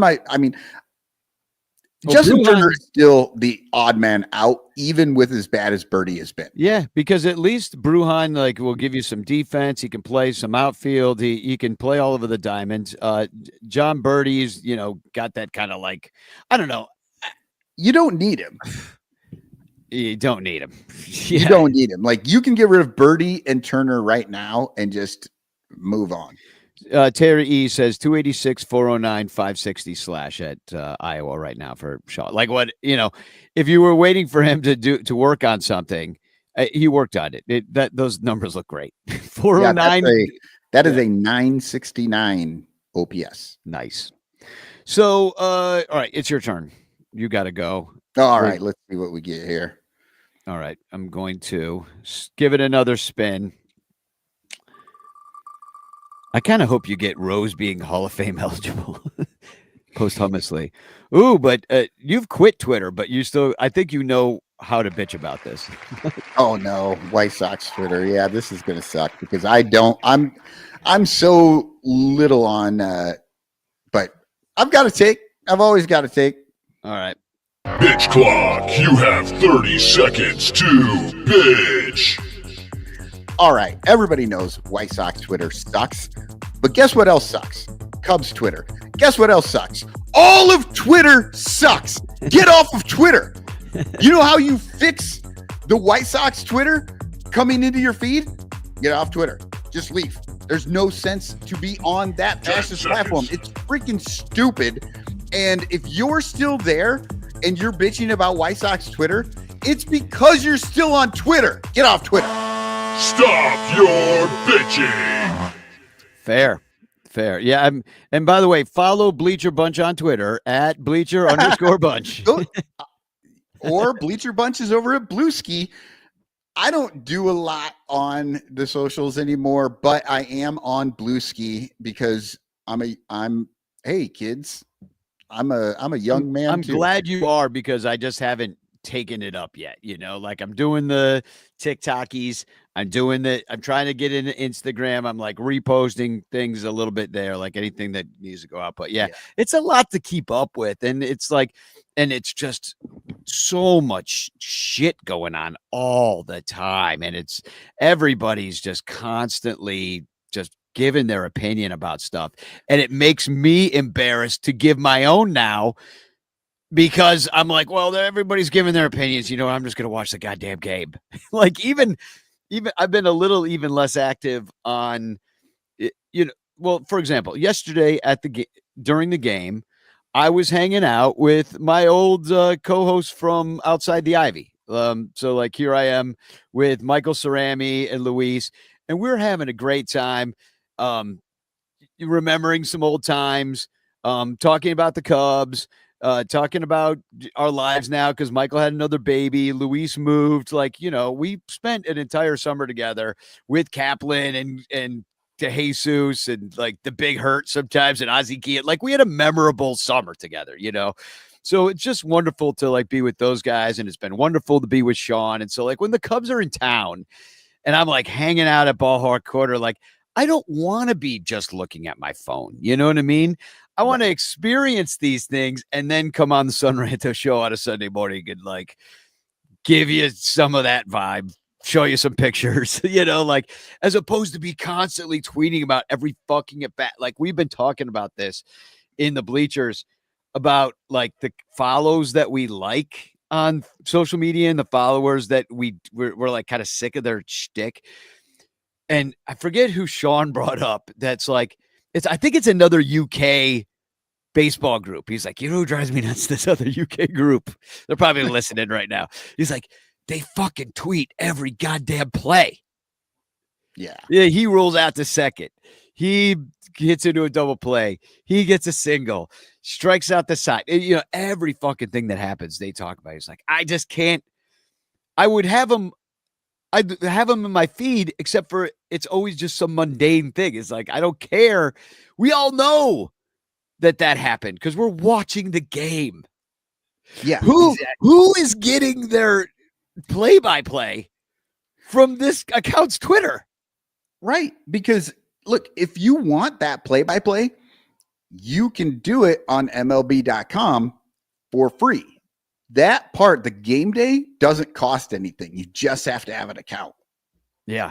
And then you can watch exactly what is going on and then actually watch a video of it if there's, if they decide to put the highlight up and stuff like that. But yeah, they must have a bot that they have programmed to do that, because otherwise, what a miserable existence, just sitting there and just saying what happened. Sometimes I'll sit on Discord and talk a lot about the game and the plays, but I'm literally just trying to figure out how can I make a joke about the play?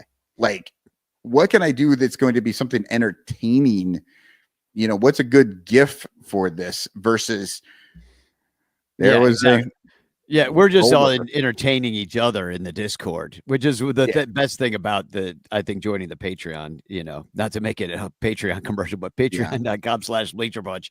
And you can join over there. Alex and I went to the Iowa game, I saw that. Yeah. On Friday. Oh my God. Look, this is, I think, the third game Alex and I have tried to go to. The other two were in April. It is always so damn cold that we have not made it through a game. We go Friday. It's 86, 87 degrees. It's windy as hell, blowing out to right. It's warm. We're feeling good. We're like, we're going to see some just home runs left and right. Like, this is going to be great. The temperature dropped 20 degrees. The wind did not slow down at all. And then it started to lightly rain. And we left after we sang the 7th inning stretch. We have not yet made it through a game. It was so cold. It's insane. I just don't even understand why college baseball plays their games when they do. It's because they want to get done before the MLB draft. But MLB, nobody cares about your draft. Move it into the fall. Let them play in the summer. I don't know, but good Lord, it was bad. And the Hawkeyes got their butts handed to them by Oregon, which, I mean, they're like the number 5 team in the country. So this comment in the chat from Terry E made me giggle. Ironically, getting your play-by-play via Twitter is better than Marquee. It might be more up to date earlier. Yeah, exactly. Oh my God, do you smell that? There, here he comes. It's time to roll a big fatty and hop in your luxury caddy. Long as we're not dead, let's go face the Reds and hit homers in Cincinnati. Ha ha. Cincinnati, and Danny, don't ever say "here he comes" again. Well, we got the Marlins. We got the Marlins before and we didn't really mention that. We just played the Marlins. Now we're playing the Marlins again this week in Florida, though, this time. So it's annoying. I hate that. The whole schedule is like this. Why? Every single year, we have these abominations of schedules that we've already played the Dodgers the entire season series. We've already played the Padres, I think, the season series. Diamondbacks, the whole West, pretty much. We're done with all these teams, and we haven't even played the Cardinals yet. Like, we haven't even played the Reds. This is the first time to play the Reds. Like, it is stupid. And then we're going to play Miami. We're going to play the entire season against, I think, 4 different teams, maybe 5 teams, before we ever play a single game against the Cardinals. Yeah, no, I hate it. And we've only played the Brewers, and we played the Pirates. Brewers and the Pirates. Played the Pirates and the Brewers.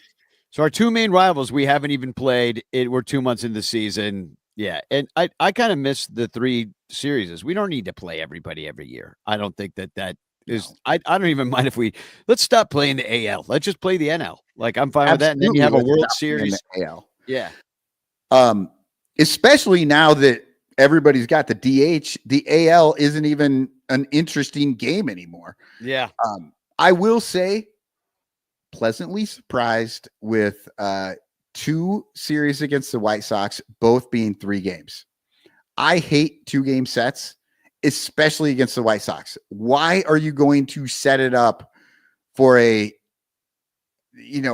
win one, you lose one, you win one, you lose one? Like, no, we need odd numbered games. Well, today we're getting 5 games against them, and each year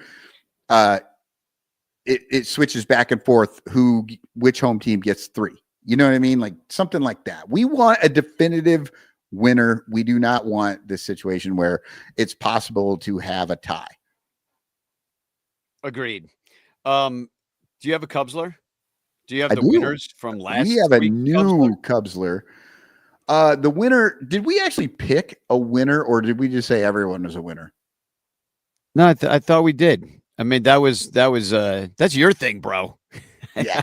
Well, no, I know we had winners for the last one. We talked about it on Bunch Ranto, and but I didn't know if we actually picked a specific person. But everybody is into the drawing for whatever we do at the end. But now I have a brand. Right. I remember that. I have a brand new one. I think I might try to do a postcard situation with these, but I don't know. I'm still working on it. But anybody who wins, I will go in the arrears and get you for it. But here is the new Cubsler. This one, man, I kind of think it might be tough. Let's see. Up and down at the plate.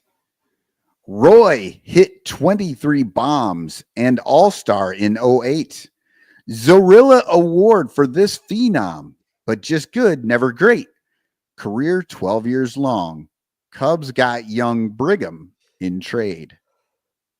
All right, so that one, like I say, I think it's going to be tough, and I made it rhyme because why not? I'm not doing the Cubs poems anymore. Let's make these things rhyme. But up and down at the plate, Roy hit 23 bombs and all-star in 08. Zorilla Award for this phenom, but just good, never great. Career 12 years long. Cubs got young Brigham in trade. And that is actually already posted on the Discord. I posted on Discord today when I got it done. If you are a Patreon supporter, you can access that. Otherwise, I'm going to post it on Bluesky after that. Danny, if you want to post it somewhere, wherever, it's fine. But you need to send an email to sunranto@gmail and put Cubsler 225 in the heading line so we can find it easily. Couple people still checking in here. Alfie's here saying #chance. Blake is here saying #chance. It's one of your last chances to get in the chance because we're just about to pick it. But I got a few announcements for you.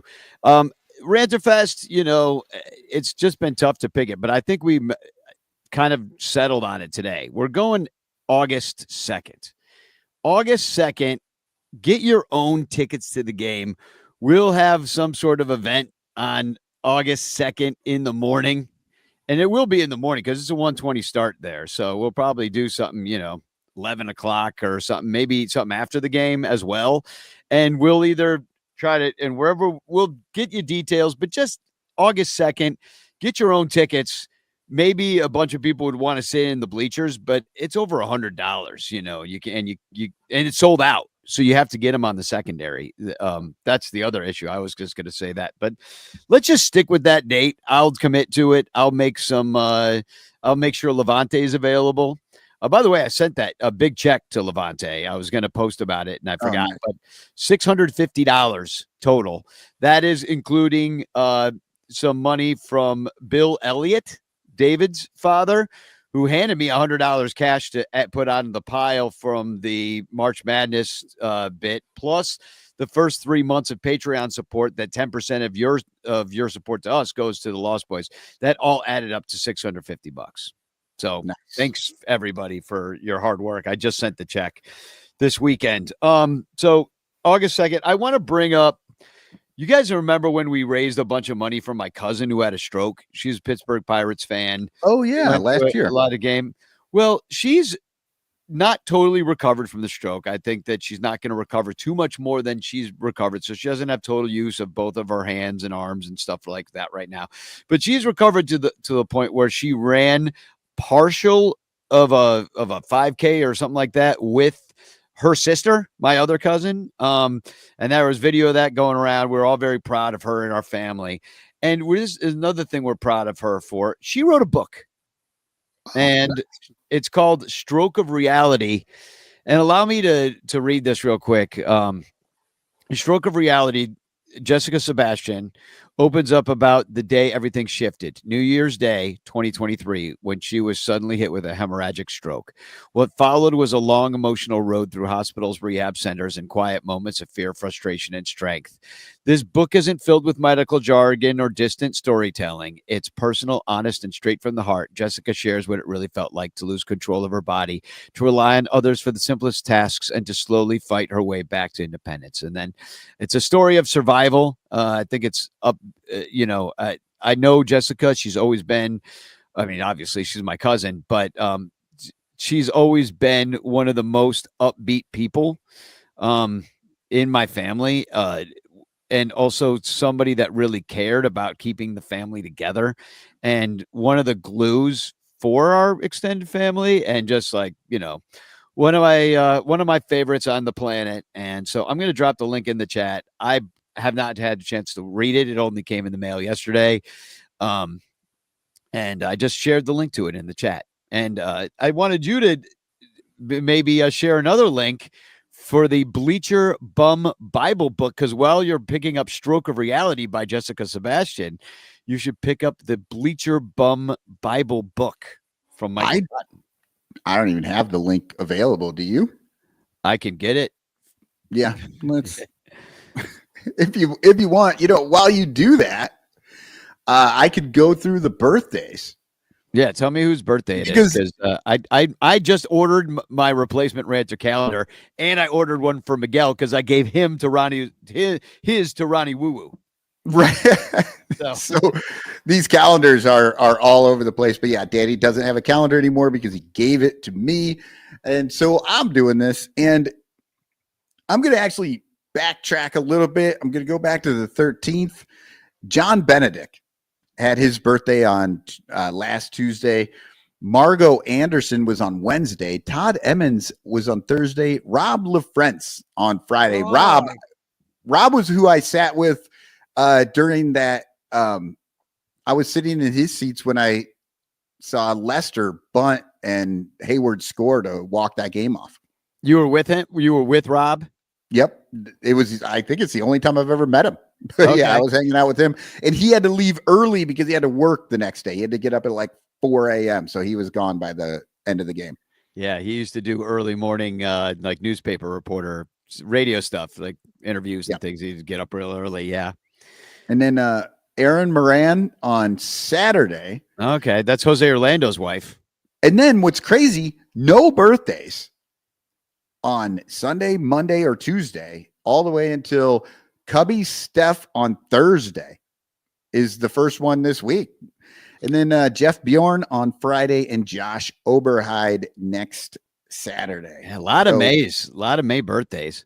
Yeah, Cubby, but weird that we have like 4 straight days with none.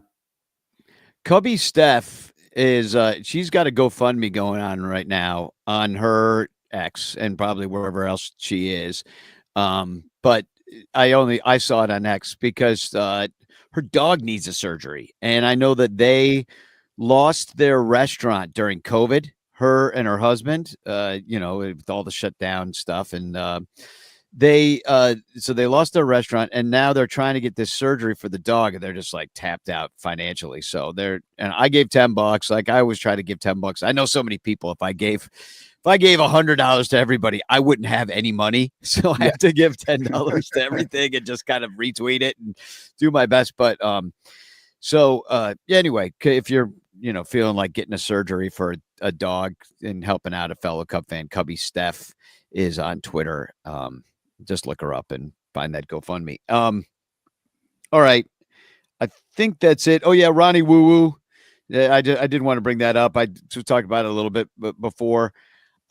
Just keep sending him stuff. He's at the Pearl in Evanston. You can look up that address and just Ronnie Woo Woo Wickers. Send him cards. Send him some lottery tickets. He loves it. So hashtag chance in the chat. Oh, TFCs. God, we're going long. This is a 2-hour show. No surprise. Yeah, I know. We didn't even do anything. We didn't even talk about the Cubs barely. And it's not even a 2-hour. We're still at 142, Danny. We got a ways to go. We haven't done a 2-hour show in quite a while. Yumper has been blowing me up, bitching that we're not going 2 hours. So, and you're not going to get it today either, Yump. That's just not going to happen. This is like a distance. It's like a mega church ceremony here on a Sunday morning. The Catholics got you in and out in an hour, and they do a lot of shit. They got a couple readings. They got some lunch, bread and wine. They got you're shaking hands with people. You're standing, you're kneeling. You do that like 5-6 times. Catholics get that all done in an hour. This is mega church style. It's like we're down in Texas right now. Yeah. It's just 2 hours to get out of the parking lot. So, like Dodger Stadium of podcasts over here.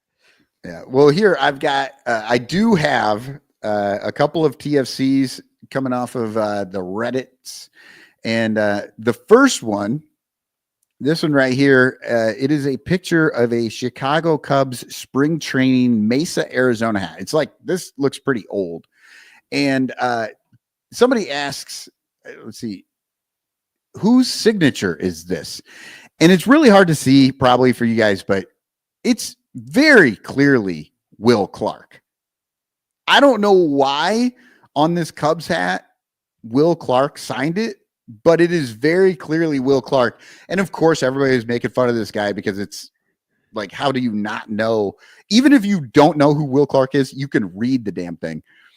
But Irvman51 says, well, he actually says, we Clark, W-I-I. I think it's Clark, the mascot's video game name. And I just thought that Clark. We Clark. I just thought that was pretty funny. Does anybody play Wii anymore? I've got 2 of them, and neither one of them are hooked up. Or I got one here. This is about the wave. It's this is from Long Drinker.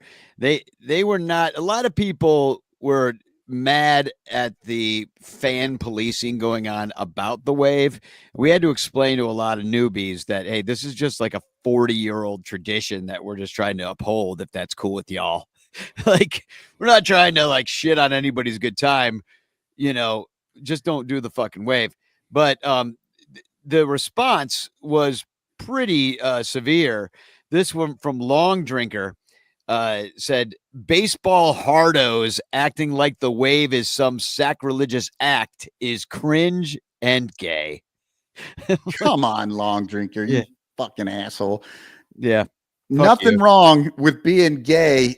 Using that as some sort of a slur is the biggest cringe bit of the whole thing. Yeah. And also keep the fucking wave out of Wrigley, man. Is it gay to hate the wave? Like, I don't know. That's what I'm wondering. About one thing I know 100% is throwing your hands up in the air and yelling is something gay people hate. I like that he called us baseball hardos, though. I just enjoyed that. That could be my new obvious shirt. Yeah, baseball hardo. I'm gonna get it. My next personalized jersey will say Hardo on the back of it. Yeah. Should we call ourselves the Sun Hardo Show? You got another one? It. Okay, so I do have another one. This one is a Rizzo TFC. Realistic Necessary 50 posted, Dear Cubs, DFA Turner, sign Rizzo. And he put up a picture of Rizzo with his hands in the air, that we all know. And he says, Rizzo can hit 175 for you as a backup first baseman. And then, of course, everybody jumping in, piling on. Here's just one of them. Metra Conductor says, this is such a loser mentality. Bring back my favorite player. You don't even have to play him.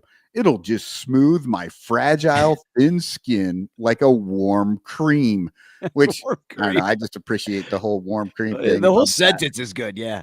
Yeah. And then Realistic Necessary response. Yeah, whatever. LOL. Definitely turned off reply notifications for this one. There's something we all should do more. Just tweet shit and then turn off the replies, and then you just be much happier. Yep, absolutely. All right. So this is from Baseball Hardo Will, who I've actually been hanging out with a little bit this week. If you don't know Will, I think he's going by Will Stradamus. Sometimes he's been on the Ranto. I hope he Discord. smells better than Cubs Stradamus. Oh, he does. I've been hanging out with him out there at the ballpark. He's been there. But this had to do with people going back and forth about the wave. And Will Stradamus said, LMAO, and you should come out from your parents' basement, look under the sink, and take a double shot of Drano, double donkey punch yourself, and go play in traffic on Lakeshore Drive.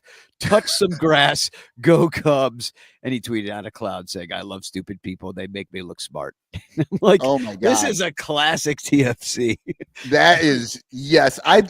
There's something about TFCs that just continue to build. Yeah. And then it ends real nice. Go Cubs. I don't know if a double shot of Drano is enough, though.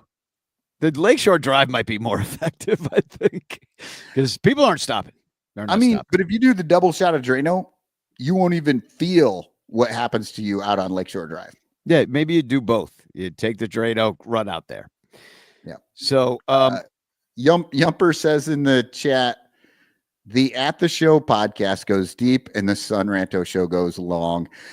I think that's not true anymore. At the Show, which is Yumper's podcast talking about movies that you all should go out there, especially go to YouTube and support them. Just subscribe to their channel so they can get their numbers up. And, I know some of them have been doing it for us on the Bleacher Bunch channel. If you haven't done that, subscribe to the Bleacher Bunch. Maybe someday we'll be able to get ads placed for things that we hate on our shows. So, but they'll pay us for it at least. But yeah, so go over there, smash the like button, Lil Yumper says. But yeah, they're great guys over there. And I've started writing a little bit for them. I wrote something last week. The name of my column is "You're Not Gonna Like This." So I'm writing things that I think people won't like. Last week was all about how spoilers don't exist, and being a pain in the ass about spoilers is the issue, not actual spoilers. So go check that out at sadisticpenguins.com. Very cool. Well, that's the show. I'm going to go out and hang out with some popes in the bleachers. There were quite a few out there. Was there anything more predictable than a bunch of freaking neckbeards from the South Side dressing as the Pope and coming to the Wrigley bleachers trying to get on fucking TV?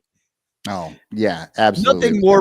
I mean, people even said to me, like, dude, you should go out there dressed like the Pope. I'm like, oh, with like 7,000 fucking other people? No, thank you. Well, and to make it worse, I think other guys came the next day with Cubs Pope hats. Yeah, they were there to counteract the Sox Pope hats. They were there all week. It's just going to be a hot Pope summer. I love it. The hot Pope summer. Better than a hot poop summer, let me tell you that. Yeah. I did want to say I'm going to be at the game in the bleachers Memorial Day, Danny. We did end up getting tickets.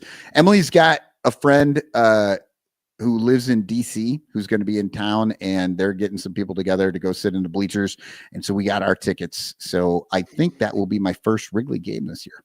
That's this coming Monday? It is 2 weeks. Oh, 2 weeks. Okay. All right. Great. I don't know, man. It's a holiday though. Yeah, it's June. Oh wait, maybe it is this week. I don't freaking know. I know that the Cubs are gone. They're leaving town, and I'm going to the games in DC.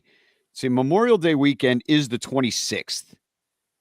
And so that's this coming weekend. Yeah. Well, yeah, but I got bad news to you. For the Cubs aren't in town. So like, what the hell are we doing then? I don't know what's going on. Maybe it's June 1st. Well, why aren't they playing though? They got the Rockies and the Cubs on the Tuesday. Am I seeing this wrong? No, they got the Rockies on Monday. Sorry, it's just my calendar. I'm looking at my calendar. It's all fucked up. I thought they were playing the Rockies. No, they got the Rockies at 1:20. All right, I'm confused. Which sucks because I've seen way too many Rockies games in my life, and they're terrible. But at least it'll be the first game of the series, and they'll be playing a terrible team. So we should see a good game. Well, cool. I'll try to get out to that game too. I think I'm off that day. I didn't realize that was Memorial Day's a little early this year, May 26th. That seems like it's usually a little later, but right. All right. Well, there's the show, and I'd like to thank our Patreon supporters. If you would like to be one, patreon.com/bleacherbunch, especially our Patreon supporters, Blake Beard, who's here tonight, Rogue Wave Creative, Mike Waller, and the Cubs PS Plus podcast. We got Bricks Behind the Ivy, Cubs Pod to thank. Eli's been coming on doing a bunch of the Cubs Pod. He does a great job too. Your son, you must be proud. Yeah, and he will be doing more because he's now in the house. He's done with school. He got, like I said, he got here yesterday. So he's going to pick up 1/4 of the games throughout the summer. Yeah, and I think Jeff Rogowskis, once he gets settled in on his new job, he wants to jump on a few of these too. Also, we have Baseball Rabbit Hole, new episode. We've got Cup of Cuppy Blue, which hasn't released a new episode in a second. Me and Sarah are busy living our best lives at Wrigley Fields instead. We'll come back and talk about once the Cubs leave town. It's the beauty of having a podcast conglomerate is like we can keep shooting shit out through that feed every couple days, if not every day, and miss a couple shows with a couple of the shows. Anyway, hashtag chance in the chat. We're going to give away a chance postcard sent to you by me with a message of love and doom. It's your last chance to get in the chance. Let's draw it. Boom. Oh, let's see what's happening here. All the names flying around on this early Sunday morning. Jerry Zanutig. Congratulations, Jerry. I think it's first time winner for Jerry. I think so. That's not a name that I remember. It's not a name I have an address for either, so I got to figure that out. So good luck to me. Jerry, send an email to sunranto@gmail.com and give Danny your address so that you can sometime in the middle of the summer you'll get a Frank Chance postcard. So thanks to Matt Cameras Permanent Paintings. Check out his Etsy store for all the great artwork that you see behind our heads right now. You can purchase it there. Jerry says it's the third time he's won, and you do have his address. All right. Well, I'm wrong about everything. So please disregard everything I've said on this podcast. So that's the show. I will be so what do you got? Bill Sugars, which hardo do I need to blow to win a chance? I don't know. Maybe the guy from Blue Man Group in your profile pic. Bill, go out there and try and win a Cubsler, and you got a better chance there because it's not random. So there's the show. Please like, subscribe, mash that like button, as they say in the business, and we'll be back next week probably. And nothing's guaranteed. So here's a song about the White Sox old broadcaster, Hawk Harrelson, which I wrote a David Bowie parody called Dumb Hawk Harrelson because that guy freaking sucked. Yeah. So Spagog.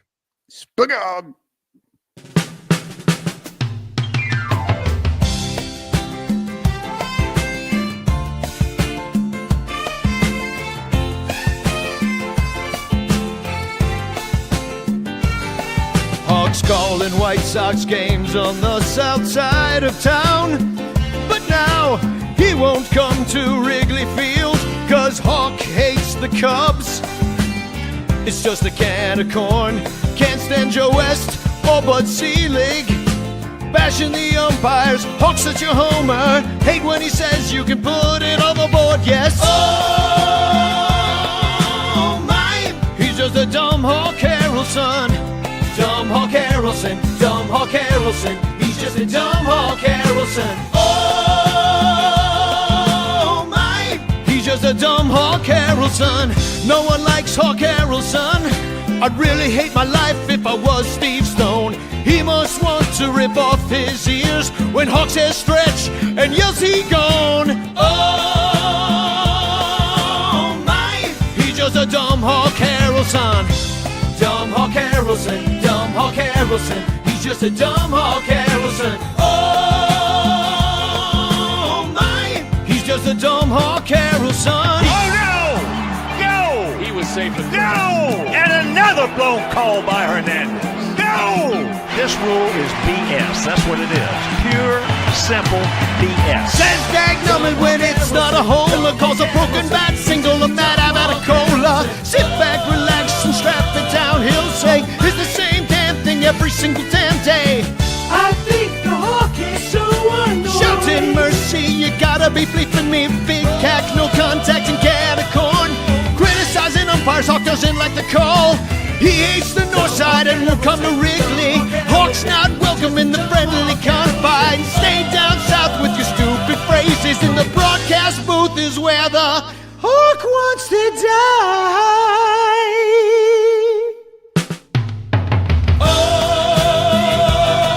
Oh my, he's just a dumb Hawk Harrelson.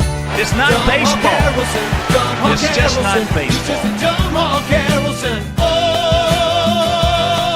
Oh my, he's just a dumb Hawk Harrelson. That is a flat out absolute disgrace to the umpiring profession what this guy has been doing.